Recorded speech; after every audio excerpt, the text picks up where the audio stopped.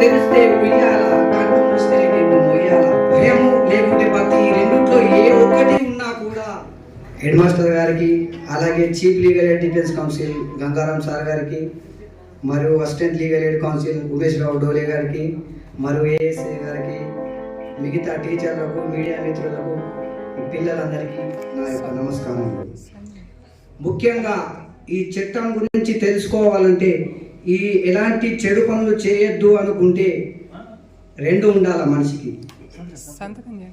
ఆ రెండు ఏవి అంటే, ఒకటి దేవుడు అంటే భక్తి, రెండవది చట్టం అంటే భయం. భయము లేకుంటే భక్తి, ఈ రెండిట్లో ఏ ఒక్కటి ఉన్నా కూడా మనము ఇలాంటి అవాంఛనీయ సంఘటనలకు మనం పోలేము. ఎందుకంటే దేవుని దృష్టిలో భక్తుని అనుకో, ఒక పని ఏదో ఒక రాయి బట్టి కొట్టడం లేకుండా పొడదాన్ని కొట్టడానికి ఆడేమనుకుంటాడు, అప్పుడు అరే అని ఓడిస్తే ఆ రాయి బట్టి కొడితే దేవుడు మనకు శిక్షిస్తారన్న భయంతో ఆ పని చేయం.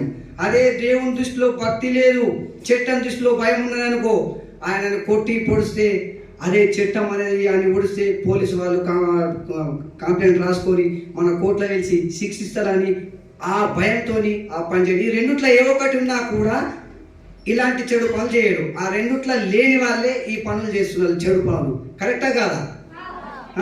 అందుకే మనం ఇప్పుడు వచ్చా అంటే ఎంత మంచి పూజ చేశారు. అట్లనే ఒకటి ఇప్పుడు మనం రోజు వింటుంటాం, కంసల్య సుప్రజా రామ పూర్వాసంద ప్రవర్తతే ఉత్తిష్ట నర్షార్థుల కర్తవ్యం దైవమానికం.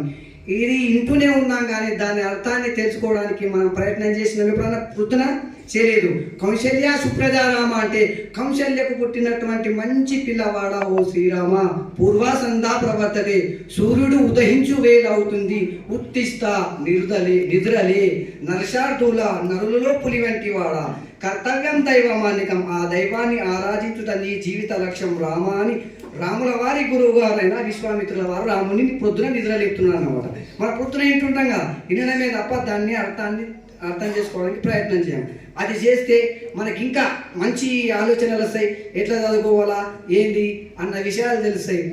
అలాగే మన నిత్య జీవితంలో విద్య, అది కామన్, విద్య ఆటోమేటిక్గా వస్తుంది, కానీ క్రమశిక్షణ అనేది నేర్చుకోవాలి. క్రమశిక్షణ ఉంటే విద్య కొద్దిగా లేట్ అయినా కానీ వస్తుంది, అందరికీ వస్తుంది విద్య, కొద్దిగా తక్కువనా, కానీ క్రమశిక్షణ మాత్రం అందరికీ రాదు.